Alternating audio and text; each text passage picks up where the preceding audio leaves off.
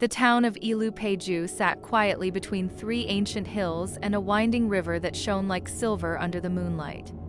It was a town where everyone knew one another, where gossip moved faster than the harmattan wind and secrets could never stay hidden for long. And yet, in the heart of Ilupeju, there lived a woman whose greatest secret no one ever imagined. Her name was Adunni, the smiling meat seller whose stall stood at the very center of the market. Every morning before dawn, Adunni's soft humming could be heard as she arranged her stall. Her meats were always the freshest, red, tender, and soft like palm fruit freshly cut from the tree. Customers came from far and near, drawn by her warmth, her laughter, and her secret recipe. But if only they knew. If only they knew what Adunni truly sold to them as meat. Many years ago, Adunni had been a different woman, poor, weary, and broken. Her husband, Ilupeju, had been a farmer. A good man, kind and hardworking, though his hands bore the scars of struggle. One rainy season, when fever swept through Ilupeju like wildfire, Ilupeju fell sick. She had walked from one herbalist to another, carrying him on her back when his legs could no longer move, but nothing worked. He died on a cold night, whispering her name. All Adunni had left was their son, Femi, a little boy with eyes like the morning sun and laughter that filled their tiny hut with life. At first, she tried. She sold vegetables by the roadside, fetched water for people, washed clothes, anything to survive. But life in Ilupeju was not kind to widows. People pitied her in public but mocked her in private. Her husband's ghost is still following her, they whispered. She's cursed. Even her son will suffer. She ignored them, forcing a smile each day, though her stomach groaned from hunger. Some nights, she would sit outside her hut, staring at the stars, clutching Femi to her chest. Her voice would break as she prayed, "God, please don't let my child starve. Let me suffer, but not him." But the heavens stayed silent. It happened on a moonless night, the kind of night when even the crickets refused to sing. Adunni had gone to the forest edge to fetch firewood, her eyes red from crying. She sat beneath the old iroko tree, whispering to herself. "Maybe the gods have forgotten me," she muttered. "Maybe my suffering amuses them." That was when she heard it, a voice, deep and calm, cutting through the silence. "Why cry, Adunni?" She froze. The voice came again, this time from behind her. "Why beg the heavens when the earth listens more closely?" Slowly, she turned. A man stood there, tall and dark, wrapped in a black cloth that shimmered like oil under the faint starlight. His eyes glowed faintly red, and when he smiled, the air turned cold. Who are you?" Adunni whispered. The man chuckled softly. "I am a friend of the forgotten, a helper of the hopeless. I can give you all you desire, wealth, comfort, peace, even your son's bright future." Adunni's heart thudded painfully in her chest. "And what must I do in return?" He stepped closer, his voice low and soothing. "Only one thing, feed me. Bring me flesh, not of animals, but of man. The spirits I serve hunger for it. In return, they will fill your hands with riches." Adunni gasped, shaking her head violently. "No, that's evil. I can't." "Can't you?" He interrupted softly. "Your son is thin. His bones show. How long before he dies of hunger? How long before you join your husband in the cold earth?" Her tears fell freely. Her voice trembled. "Why me?" The man's eyes gleamed. "Because you called out, and I answered." And then he extended his hand. "Under the old iroko tree, make your vow. Blood for blood. Flesh for wealth." Something inside her broke. Her faith, her patience, her hope, all shattered under the weight of despair. She took his hand. And as she did, a sharp wind blew through the forest, rustling the leaves like whispers of unseen souls. Adunni cried out in pain as a strange mark burned itself onto her wrist, a small black spiral that glowed red for a moment before fading. The man's voice echoed one last time before disappearing into the darkness. "Remember, Adunni, every 7 days, A soul. At first, Adunni tried to forget what happened. She told herself it was a dream, a cruel trick of her mind. But the next morning, something unbelievable happened. At her doorstep lay a large basket filled with fresh meat, red, juicy, and cleanly cut. Alongside it was a single cowrie shell that gleamed unnaturally bright. She looked around, trembling. There was no one. Only the sound of the morning cock crowing. Her stomach twisted, but when she cooked the meat that night, the taste was unlike anything she'd ever eaten. The next day, she took some to the market. People crowded her stall.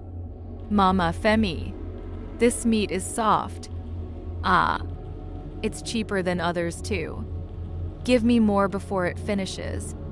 By evening, she was sold out. That night, another basket appeared, and another the next day.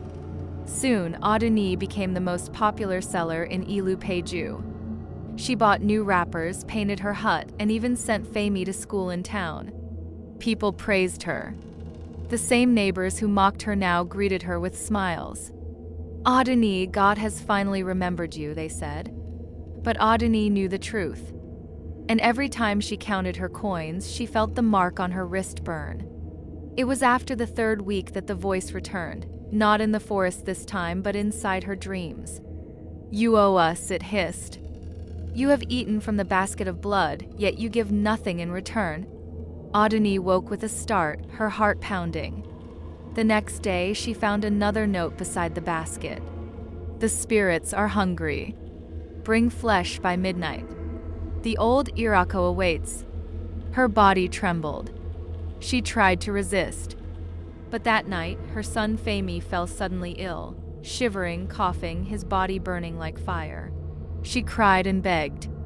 And the voice whispered again, "Feed us, and your son will live." That night, she wandered to the forest with shaking hands. She found a beggar sleeping by the roadside and led him into the darkness with the promise of food. No one heard his screams. By morning, Femi was healed. And when she returned home, her basket was overflowing. Weeks turned into months. Each time the spirit demanded, she obeyed. Her market grew. Her name spread. But so did her nightmares. She began hearing voices in her walls. Her pots boiled without fire. Sometimes she would wake to find blood smeared across her doorpost, though she lived alone. Still, she continued. The spirits had given her wealth, she could not turn back. One night, Adunni sat by her window, staring at her sleeping son. He was now growing stronger, taller, innocent of what his mother had done. Tears filled her eyes. "Maybe I've done enough. Maybe I can stop now." But the voice came, louder than ever. "You cannot stop. You promised us souls. You are late." She screamed, covering her ears. But it was too late. Her lamp flickered and went out. The air grew cold, and from the shadows of her hut, red eyes stared back at her. She fainted. The next morning, she woke to find strange marks on her floor, claw prints leading to her door. Her pot of stew was full again. But this time there was something different about the meat, but she couldn't figure out what. Her hands trembled. Her soul began to rot with fear. She tried to act normal. She smiled at her customers, though her hands shook. Her laughter was hollow, her eyes empty. "Adunni, are you well?" Mama Talu asked one morning. "Yes," she whispered. "Just tired." That day, a heavy rain fell. The market flooded, but still her customers came. Then, as she served the meat, a little boy tugged at his mother's wrapper. "Mama, why does this meat look like a hand?" The market froze. The mother dropped her bowl. People rushed forward. And when they lifted the basket, what they saw turned their stomachs cold. Inside were bones, nails, fingers. The crowd screamed. Someone shouted, "Adunni is a witch." Men grabbed her. Her basket spilled across the floor, red liquid seeping between the cracks. The truth had finally come out. They dragged her to the village square. The elders gathered. The air was thick with fear. "Adunni, what evil have you done?" They demanded. She fell to her knees, sobbing. They made me do it. I only wanted to feed my son. I was desperate. But the elders turned away. You brought a curse upon us all. The sky darkened suddenly. Thunder rumbled though there was no rain. And then, from the forest, came that voice again, louder, deeper. The voice called out her name, Adun. The crowd scattered in panic. Dark shapes emerged from the trees, faceless shadows swirling like smoke. They circled her. She screamed and clawed at the ground. I can bring more souls. Please. Not yet. But the spirits hissed. You broke the pact. You grew lazy. You fed your conscience, not your master.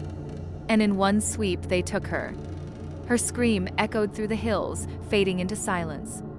By morning, all that remained was her blood-stained wrapper, and her old cutlass buried halfway in the earth.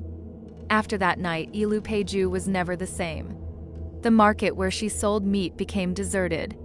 Flies gathered there even when no meat was present. At night, dogs barked at empty air, and women swore they heard her crying voice in the wind. Some said her son Femi grew up and left the town, refusing to ever speak of his mother again. Others believed he died the same year she vanished, his spirit taken in her place. But no one truly knew. And whenever the moon hid behind the clouds, the people of Ilupeju would whisper among themselves. If only we knew what she sold to us as meat.